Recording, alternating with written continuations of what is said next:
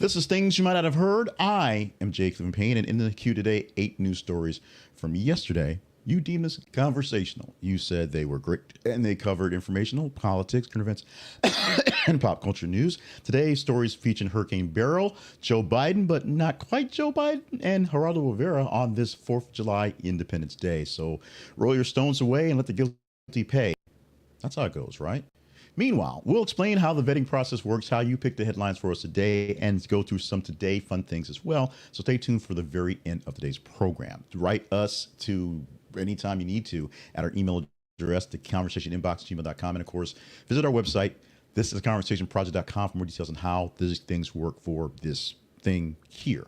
As we said, we have 8 stories in the queue for today. So let's get into those stories. No particular order as they're being presented, but we'll explain to you some context along the way to get you some information how they got there. Plus, when we get to the part where we get to the the whole feeds and things like that, the teaser story will tell you how you actually picked these stories to be here today. Story number 1, starting off with a pretty sad one, but a hopeful one as well. Headline for this story reads, Heart's Ann Wilson reveals she underwent surgery for cancer. Ann Wilson, the lead singer of Heart, announced that she's been diagnosed with cancer and will undergo treatment. This has led to the postponement of the band's Royal Flush tour. The 74-year-old singer revealed that she recently had surgery to remove a cancerous tumor and is currently undergoing preventive chemotherapy. Wilson expressed optimism about her diagnosis and thanks to the fans for her support. So we are out there showing our love for Heart. How do you get to alone? Well, you have a lot of fans and a lot of family around you to get you through something like this one. Much love, much positive energy, much going out to Ann Wilson and Heart so they can get back on the road. 74 at least right now is kind of let's say, a elder generation way to get out on the road, but that's how these folks make money. That's how these folks stay relevant, and they stay in the love for both my generation and the generations to come. So Ann Wilson will be back, we're pretty sure. Much love, much hope coming to that tour, and Wilson's very, very quick recovery from her chemotherapy. Headline for story number 2 this morning. Hurricane Beryl hammering Jamaica with potential devastating impacts. Cayman Islands next. Hurricane Beryl is a powerful Category 5 storm and has passed over Jamaica, barely nicking it. The eye didn't go over the actual the nation of Jamaica, the island, but the eye wall, right where the wind was, so it got no calm part, went right past their devastation there. 1 death from the Jamaican hit going on there, and many people who were without power, without, I'll say, hope as a cleanup right now. The storm is previously made landfall in Caracas and Grenada, having devastation there. The damage is seen all over, and it as the first Cat 5 storm in the time, the earliest Cat 5 storm going forward. And look right now with its target sites on Mexico and Texas. We're watching this thing come by. It will be a few days before it hits mainland of the United States or the Mexican borders in North America. But right now, the islands in the Caribbean are still being tortured, still being beaten down by Hurricane Beryl. Let's talk about the story number 3. This is one that picked up a lot of steam. One that looked like just sort of a regional thing, but it popped up there in the national news. We put it in the feeds, and you guys engaged big time. Longtime sports writer from Philly, Howard Eskin, barred from Phillies Sixers facilities after kissing female employee. This is a really big deal. And we pulled this actual article from Mediaite. So Mediaite gave it because they're into media stories. Here's the quick write-up from the robot editor. Howard Eskin, a longtime Philadelphia sports radio host, has been banned from Phillies and Sixers facilities after an incident where he allegedly forced a kiss on a female employee at Citizens Bank Park. The Phillies and Sixers have barred Eskin for the remainder of the seasons.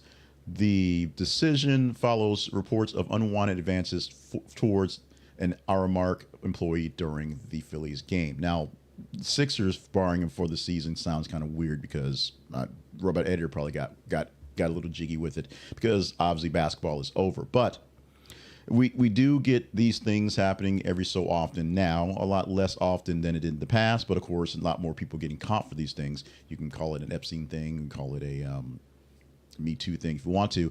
But it's really sort of interesting how what are mostly older white guys, not all older white guys, not all older necessarily white, but older white guys who think they have the power, the prestige to pull one of these things. And most times they get away with it. At least in the past, they got away with it a whole lot more than they did now. We'll see what happens with Eskin, whether he keeps his job. He's a sports writer, he's a radio host, he's big for talking sports in Philly. When you can't show up for the games, your cachet as a sports talk show host sort of loses a bit of its luster. Oh, this is a big one at number 4 this morning. The headline reads, WNBA All-Stars Angel Reese and Caitlin Clark to unite versus Team USA. We announced a few days ago, at least we had the reports out there, maybe it didn't quite get the love it needed to get into this thing here, that Angel Reese, Caitlin Clark, to 2 rookies playing for the Sky and the Fever, respectively, made the All-Star team. Here's the other kicker. These 2 girls aren't going to the USA to play in Team USA for the Olympics. So this year's All-Star team, All-Star game, right in time for Olympics to start in a few weeks, is the Olympic team versus other All-Stars. So it's not an East-West game this year. It is the All-Stars who are left versus the All-Stars going to go for the gold. And this is the first time that Caitlin Clark and Angel Reese, as far as I can tell, have got together to join forces where enemies of my enemies are now my friends, or at least friends for the time we're on the court going forward. We should see some magic happening. We should see some things going on as Reese and Caitlin, because despite the sort of beefing thing they're having, in the realm of college basketball and so far this year, they are show women. They want to put on a show. They want the spectacular and sparkle and do all the other S words. So they're going to do this thing. They want to show that they should have been on Team USA, even though they're only literally rookies, been playing in the professional leagues for all of like a month and a half, but they've played big time college ball for so long. They should have been in the running. So this may be a bit of we showed you going forward, and a really big test for Team USA, who basically just got together, last week to play together in about 2 weeks in Paris. This is going to be big time. You think ratings for Fever Sky games are big? The playoffs for this is probably the first time there'll be plenty of actual super interest in a WNBA All-Star game. And it would have been there anyway with the Angel Reese and Caitlin Clark anyway, but now they're joining up to play Team USA. This is going to be big. This is going to be huge, as that guy likes to say. Sticking with rookies and the NBA this time, Bronny James plans to sign a multi-year guaranteed contract with the Los Angeles Lakers. And this has actually been signed at this point. This is the headline that was put out before he signed it yesterday. Looks like it's going to be a multi-year deal, 8 years, or $8 billion. $8 billion would be nice. $8 million guaranteed essentially for Mr. James Jr. The son of NBA LeBron James, so he is literally James Jr., signed a multi-year contract guaranteed for a rookie to keep up going on. Now, rookies can only make so much money, so it is what it is. But when he signs his extension or signs his next deal, he can make max money going forward based on his talents. His talents may be suspect, as he didn't play all that spectacular last season in the NBA or in the pre-NBA for USC. But we'll see what happens when he sticks to the summer league, because he is unofficially on the roster. He's made the roster because he's LeBron's kid, even if LeBron goes to the Pacers. He's not going to the Pacers. But LeBron's a free agent and using that to basically sign some new talent, some bigger deals, so they can basically win this year. Another big year. Big first season that a basketball team up of a father and a son in the NBA has ever happened. A lot of father-sons have played, but never on the same team. And it'd be a first time of like this if they won a championship this year. A lot of brand new firsts, a lot of records being broken, a lot of things going to record books going forward. We shall see how this one plays out. This next one, I think we kind of knew how this was playing out, but let's get the headline and then we'll kind of break down the story. Headline: Alabama will be paying Nick Saban a wild amount of money every year despite his retirement. Let's read what the robot editor said, and then we'll embellish a bit from there. Retired Alabama football coach Nick Saban will continue to receive an annual salary of $500,000.04 in his new role as an advisor to the Crimson Tide football program. The salary exceeds his previous base salary of $305,000 as head coach. The advisory position ensures Saban's continued involvement with the team while maintaining a lucrative compensation package. Let's talk about what this really means. Nick Saban never made $305,000 a year. He made that officially as a head coach, making him what is really ironic here in the States, the highest paid academic person in Alabama, because that's all Alabama could pay him as the football coach. He had a package that was supplemented by boosters and by other folks that gave him the millions of dollars he actually had in his contract. His base salary was, 305, but he actually got close to a couple bill every single year. Now, the 0.4 cents, 4 pennies on the dollar, I'm not sure what that means. It's something, ceremonial, I guess, to make it just over $500,000. But essentially, he'll be making more money technically as did as a football coach as an advisor. But he's not getting his coaching money, so there you go. This keeps Saban as a part of the team, a part of the planning commissions, a part of the folks making Alabama great still, and keeps him out of the running from other stuff. Now, Nick Saban retired because he was kind of tired of dealing with the players, which is essentially a good thing, but still being able to deal with the football and get a lot of money for it and make Alabama win a couple more championships. Sounds like a pretty good gig to me. The number 7 story for this morning, of the 8 stories we chose, will explain how they got chosen in literally 2 more stories. Headline goes, Skydance Media and National Amusements, Inc. reach new merger agreement for Paramount Global. Skydance Media and National Amusements, Inc. have reached a tentative deal for Skydance to acquire National Amusements' controlling interests of Paramount Global. The deal, led by David Ellison of Skydance and Sherry Redstone of National Amusements, still requires approval from the special committee at, Paramount. They still have to agree to actually be bought out by this. If finalized, it would simply reshape the media landscape. Now, Skydance has been trying to buy Paramount in various ways, flat out outright giving them cash, and Paramount said no. But they did it in round, and National Amusements, which has a big chunk of ownership of Paramount, is going to essentially sell it to them, and then they'll make the way in their work it that way. As you said, Paramount has to kind of agree to this.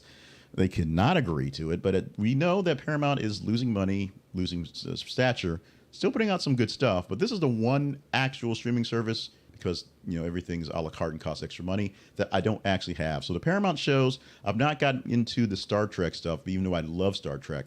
I've not gotten into those because this is the one service I don't have, and I also don't have the time. It's not so much money, although they cost too much altogether.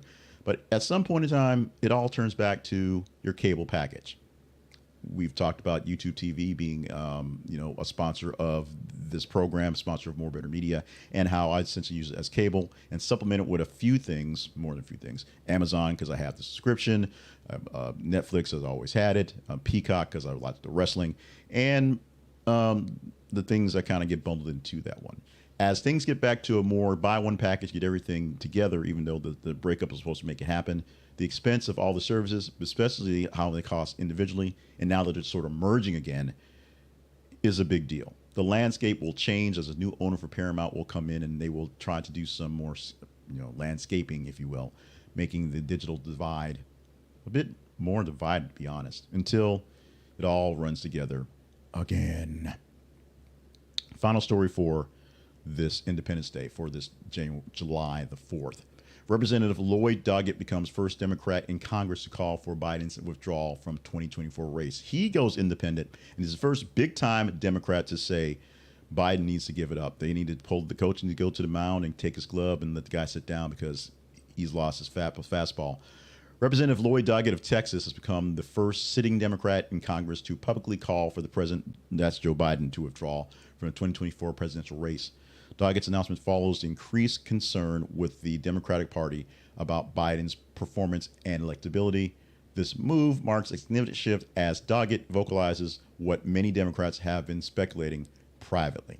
Now, we're not going to talk about this in the teaser, but a story that is in there in the queue for you to engage in right now is the actual response from the meeting of the governors from yesterday, which came out to be a positive. Many of the big governors of Democratic states have showed up to have a meeting at the White House. They sat down with Joe. They sat down with Kamala. They did some back and forth. Maybe they did camera, snooky, ratso, whatever the damn media test was. Person, camera, light bulb, whatever it was. Apparently I can't pass that cognitive test, but Donald Trump can pass it like no one else can. And they determined that Trump should keep on See, here I go. Biden should keep on going as he is going to battle against Trump at the moment. But other Democrats are speaking out and saying this. This happens to be the first one of any power. Some folks who don't have any extra power, and some people who are essentially pundits out there crying to the wind, saying, "Hey, this thing's over." We'll see what happens as we are weeks before a convention, weeks before something actually has to happen, and months away from the worst election ever. The most important one, but the worst one at the same time. How's that happen? Oh, trust me, USA, we can pull it off. Now we're going to talk about what we call our teaser story. This is a headline that we are teasing to you that you can talk about for tomorrow, that we're teasing ahead, that's in the feed for you to get to. And we explain what the feeds are, because otherwise that whole statement doesn't make any sense.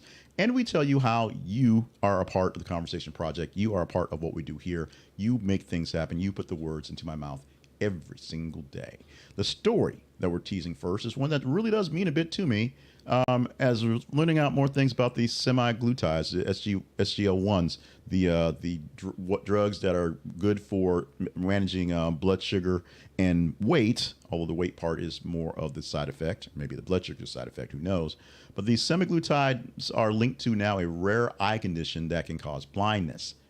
But as you can see in watching the video, it says, don't be alarmed, doctors say. It's still a rare condition, but a lot of people who are using these semaglutides who have issues with eyes, I actually am pre-glycomic, but also very diabetic, can deal with this deal. So if this is something that catches your interest, read the story, engage in the story, like, love, hate, share the story. The more engagement you give to the story, the better chance we have of talking about it tomorrow. Now, this is where we get to where this is a tease.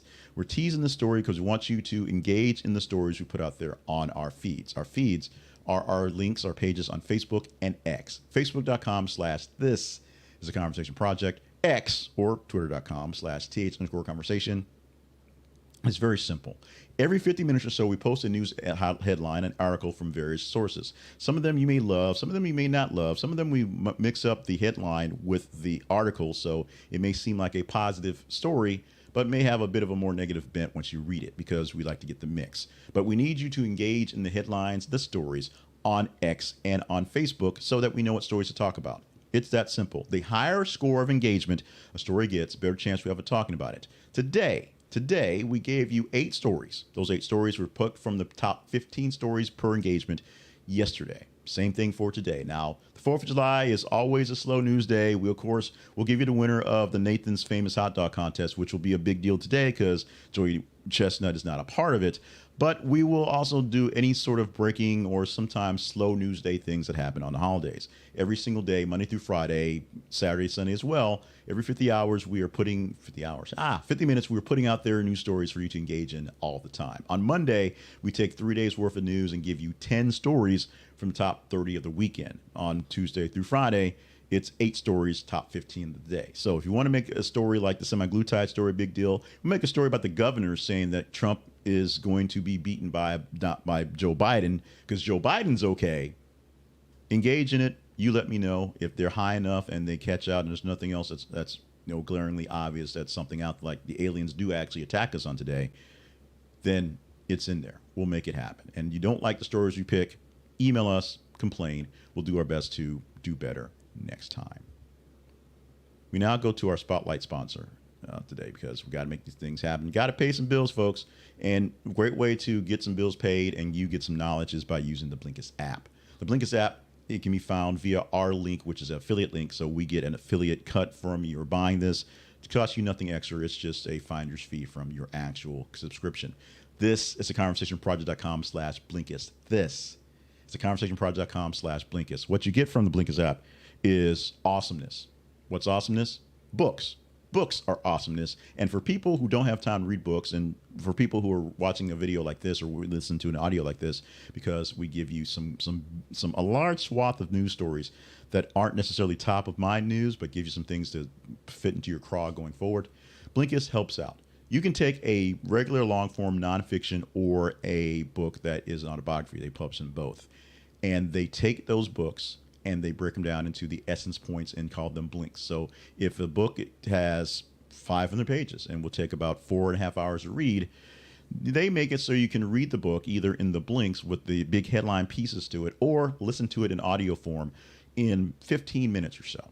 Some of the longer books, I read a lot of books that are extremely long, like 11 hours of unabridged greatness, and you get them down to about 45 minutes with the big points put in there. Of course, you lose bits and pieces of some of the nuance and some of the footnotes and how they fix that, with links to get the books in full form at Amazon in either paperback, Kindle, or Audible format. So there you go. Synergy. The real magic with Blinkist Spaces is Blinkist Spaces, I should say. It's a little bitty ditty that allows you to share your Blinkist app that you pay for with other people, so you can talk about books and their blinks as well. Share the love of books with other people on your dime. Check it out at our website. This is our affiliate link. This is theconversationproject.com/BLINKIST Blinkist. And we get a small affiliate cut from this. We thank you so much in advance for being a part of the us. Go to our website, click on the sponsors page, and see more sponsors you can see, because there's many out there. But this week, our spotlight sponsor is Blinkist, because I use this app twice a day, on the way to work, on the way to bed, and sometimes in between to listen to a bunch of books all the time. New books added every day. Check them out at Blinkist, and using our link or forward the affiliate link to get in on the fun that is the Blinkist app.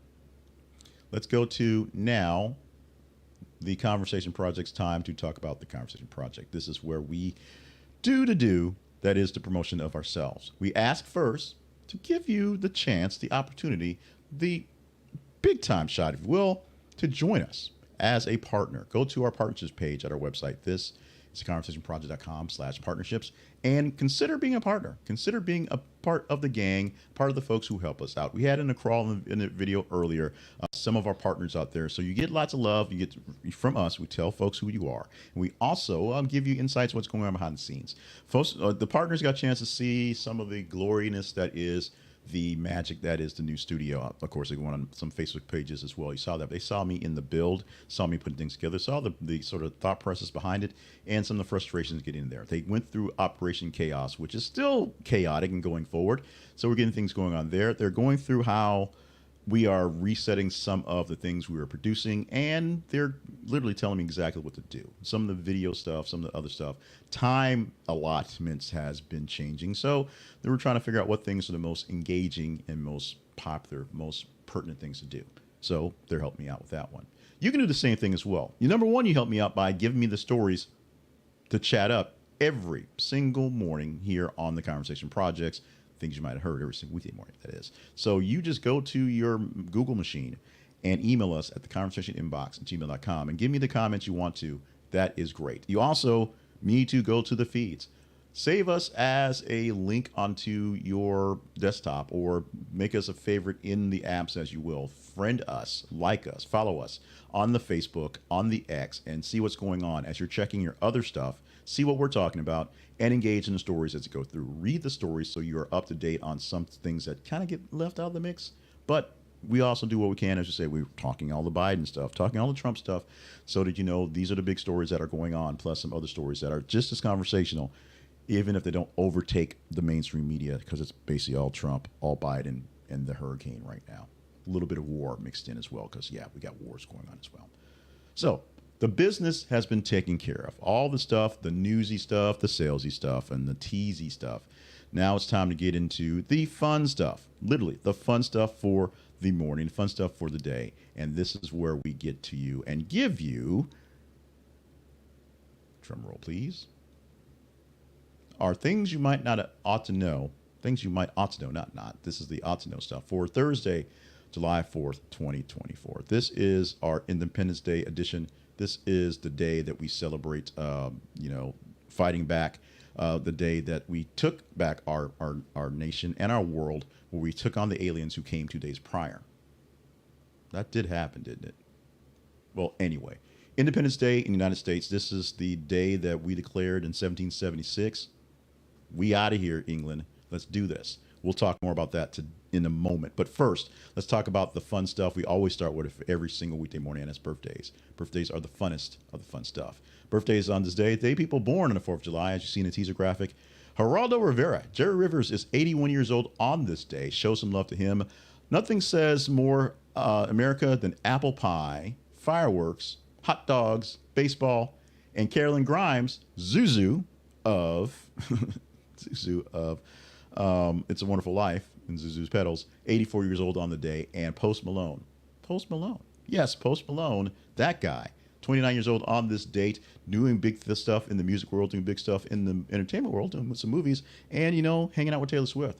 Can't get much bigger than that. And his birthday is not July 3rd, it's July 4th. And those names aren't even correct. So we're going to kill that for a minute, but we're going to keep on reading. How about that? Let's kill that for a minute, but keep on reading. Some things get done right, some things don't. It's still work in progress. It is Operation Chaos.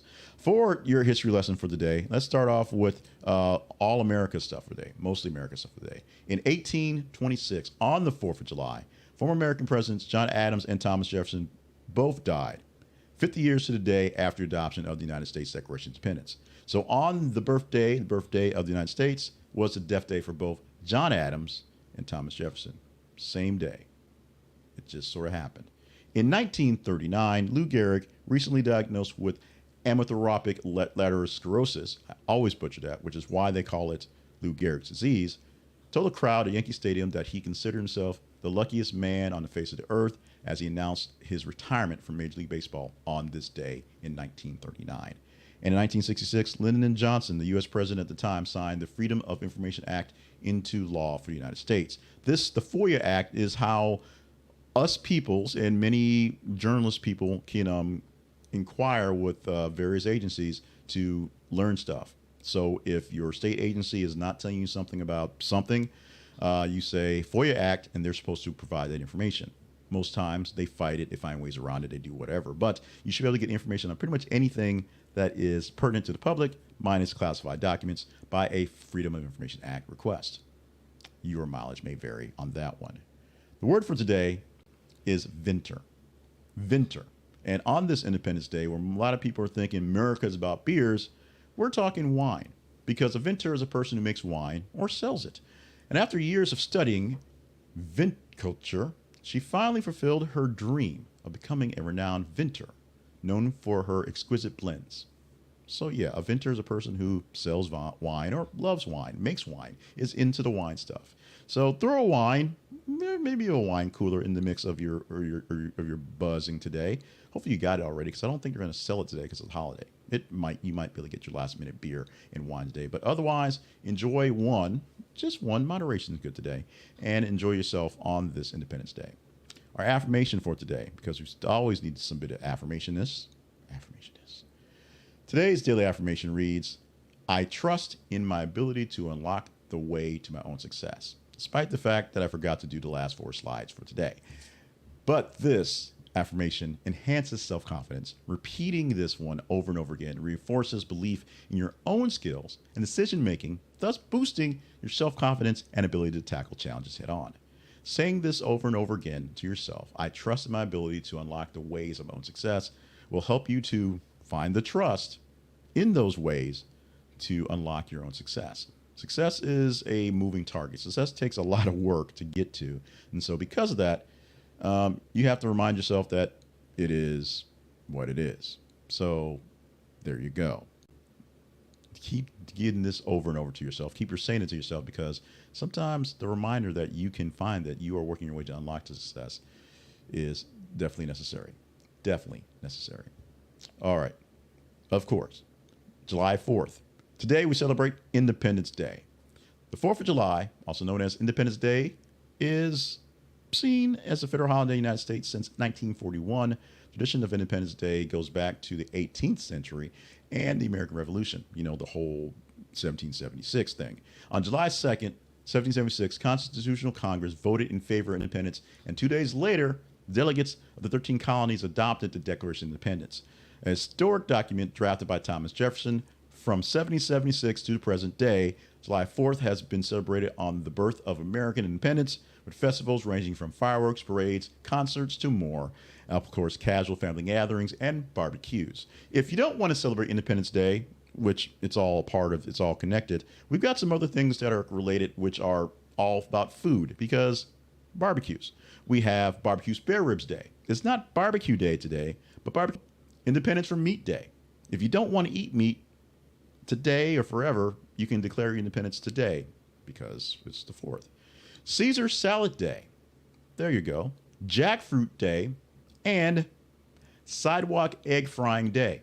Why that? Because on this day, it's usually really, really hot. So this is the day that many of your meteorologists and your TV folks will start frying eggs on sidewalks or baking cookies in their car or frying bacon on their dashboards or their not dashboards on their on the roofs of their cars, things like that.